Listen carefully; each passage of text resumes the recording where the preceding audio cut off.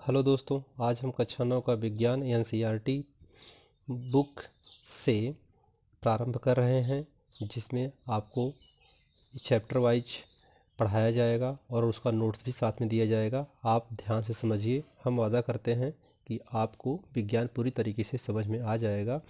तो आइए हम पहला अध्याय स्टार्ट करते हैं। हमारे आस पास के पदार्थ। तो आसपास जितनी सारी वस्तुएं होती हैं वे क्या कहलाती हैं? पदार्थ कहलाती हैं।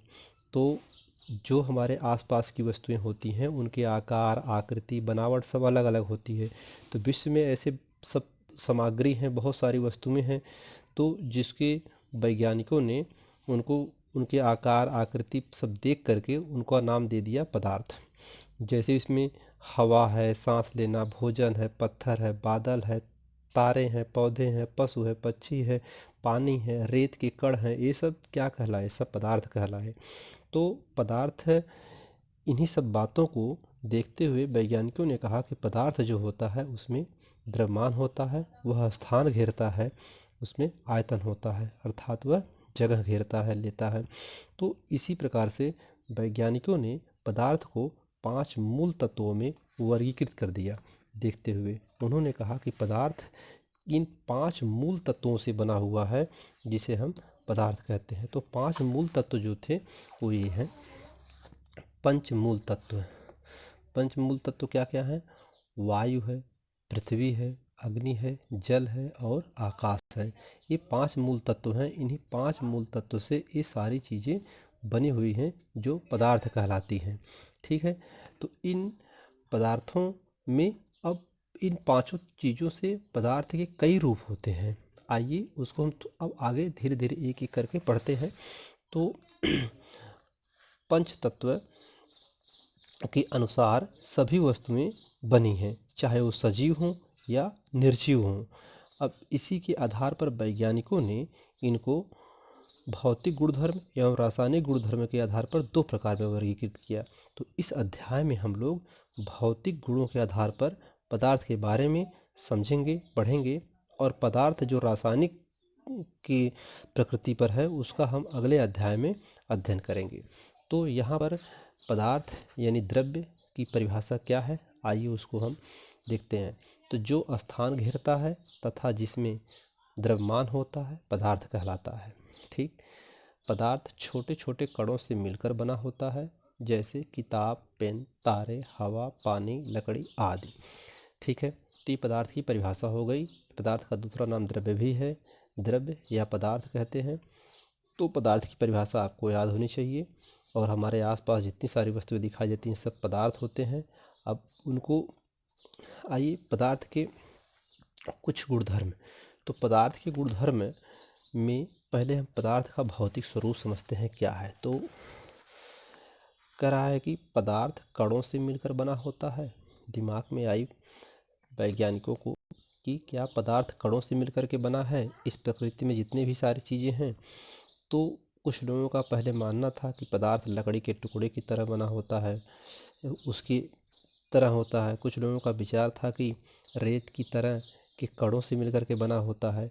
तो इन सब विचारधाराओं को देखते हुए आइए हम उस पर एक छोटा सी एक्टिविटी क्रियाकलाप देखते हैं। हम क्या करते हैं कि एक बीकर लेते हैं, इस बीकर में 100 ml पानी ले लेते हैं। कितना ml? 100 ml। 100 ml पानी ले लिए। इस बीकर में हम लोग क्या करते हैं? चीनी डालते हैं। चीनी, या उसको शर्करा भी बोलते हैं, या नमक, साल्ट। तो कुछ भी इसमें हम दोनों डालते हैं। तो हमने देखा कि जो पानी था, ये चीनी या नमक जब हम इसमें डालते हैं तो क्या करता है कि पानी के कणों के बीच में नमक का कण उसमें क्या होता है? घुल जाता है, जा कर के मिल जाता है।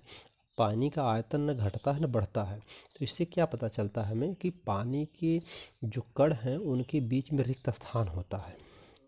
रिक्त स्थान होता है जो पदार्थ के कणों को उसमें अवशोषित कर लेता है, चीनी के। ठीक है। पानी का कण जो होता है वह चीनी के कणों को अंदर, जो जिसमें जगह है पानी के कणों में, वह चीनी के कणों को वहाँ पे अवशोषित कर लेता है, उसको भर लेता है। तो इससे क्या पता चलता है कि कणों के बीच में पदार्थ के कणों के बीच में जगह होती है, रिक्त स्थान होता है। ठीक है, तो ये पदार्थ कणों से मिलकर के बना होता है। अगला है पदार्थ के ये कण कितने छोटे होते हैं। तो पदार्थ के कण कितने छोटे होते हैं, तो आइए इस पे एक एक्टिविटी और देखते हैं। एक हम यहाँ पे बीकर लेते हैं और इसमें हम 100 ml पानी लेते हैं। 100 ml पानी लेते हैं और इसमें हम पोटेशियम परमैंगनेट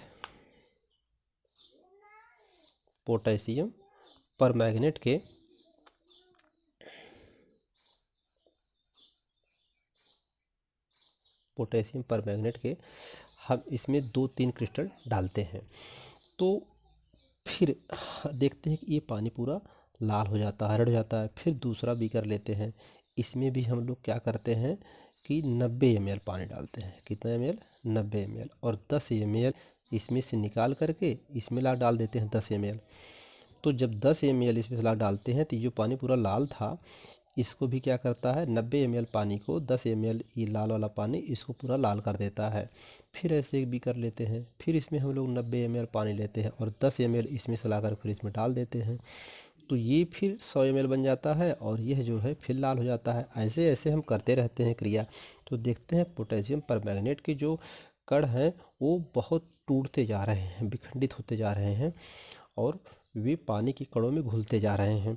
तो हमें जब हम लोग इसको ऐसे करते हैं तो हमको ये पता चलता है कि पदार्थ के ये कण कितने छोटे हो रहे हैं। हम प्रत्येक बार अनुकृत करते जा रहे हैं, घोल का रंग हल्का होता जा रहा है। जितनी बार हम करते जाएंगे घोल का रंग क्या होता जाएगा, हल्का होता जाएगा और फिर भी पानी रंगीन नज़र आता है। घोल का रंग हल्का होगा लेकिन पानी रंगीन नज़र आएगा। तो इससे ये पता चलता है कि पोटेशियम के कण इतने छोटे होते हैं, इतने छोटे छोटे होते हैं जो हमेशा विभाजित होते रहते हैं और ये पदार्थ के कण बहुत छोटे होते हैं, इतने छोटे कि हम कल्पना भी नहीं कर सकते हैं। ठीक है, तो अब आइए हम कुछ पदार्थ के गुणधर्म के बारे में जानते हैं। तो पदार्थ के गुणधर्म में है हम लोग क्या क्या पढ़ेंगे। पदार्थ के कणों के बीच रिक्त स्थान होता है, पदार्थ के कण निरंतर गतिशील होते हैं, पदार्थ के कण एक दूसरे को आकर्षित करते हैं। तो इनको तीनों को हम थोड़ा विस्तार से समझते हैं। पदार्थ के कणों के गुणधर्म, पदार्थ के कणों के बीच रिक्त स्थान होता है तो सबसे कम ठोस में होता है। तो ठोस में बहुत कम जगह होती है, उनके कणों के बीच में काफ़ी कम स्पेस होता है जिसकी वजह से वो मजबूती के साथ बने रहते हैं। और ठोस से अधिक द्रव में होता है, द्रव में अधिक जगह होती है उनके कणों के बीच में। और सबसे अधिक गैस में होता है, तो गैस के कणों में काफ़ी जगह होती है, काफ़ी दूर दूर जगह होती है इसके बाद पदार्थ के कण निरंतर गतिशील होते हैं। इनको हम एक्टिविटी के द्वारा समझ चुके हैं। पदार्थ के कण निरंतर गतिशील होते हैं।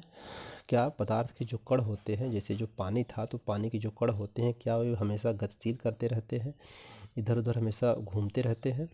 तो पदार्थ के कणों में गतिज ऊर्जा होती है। तापमान बढ़ने पर कणों की गति और तेज हो जाती है क्योंकि गतिज ऊर्जा अधिक हो जाती है। जैसे कहने का मतलब ये है कि अगर हम इसमें हम पानी ले लेते हैं, सपोज करिए 1 लीटर पानी ले लिए और इसको हम नीचे से किसी बर्नर के द्वारा या किसी द्वारा हीट करते हैं इसको, तो हम देखेंगे जो पानी का कण पहले शांत था, बहुत हल्का मूव कर रहा था, हम उसको ध्यान से नहीं देख पा रहे थे, वे पानी के कण गर्म करने पर काफ़ी तेज़ी से मूव करने लगते हैं, काफ़ी तेज़ी से घूमने लगते हैं। तो इससे हमें क्या पता चलता है, इससे हमें ये पता चलता है कि पानी की जो कण हैं पानी की, वे गर्म करने पर और तेज़ी से गति करना शुरू कर देते हैं। तो उसमें गतिज ऊर्जा तेज हो जाती है ताप बढ़ाने पर पदार्थ के कणों में। अब कणों की गति सबसे कम ठोस में होती है, कणों की गति सबसे कम ठोस में होगी, द्रव में मध्यम होती है, यानी उससे थोड़ा सा ज़्यादा द्रव में होती है उनकी गति, और सबसे अधिक गति गैस में होती है। तो इनको आप जितना हीट करेंगे उतना इनका गतिज ऊर्जा बढ़ती जाएगी और सबसे कम ठोस में, द्रव में उससे ज़्यादा और गैस में सबसे ज़्यादा होती है।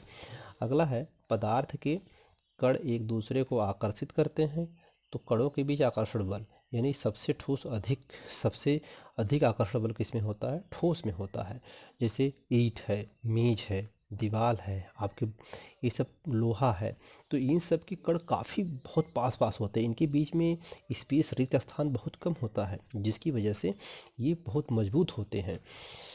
द्रवों के मध्यम होता है, द्रवों में जो होता है इसकी अपेक्षा थोड़ा सा कम आकर्षण शक्ति होती है, और सबसे कम गैसों में होता है, तो गैसों में सबसे कम आकर्षण शक्ति होती है।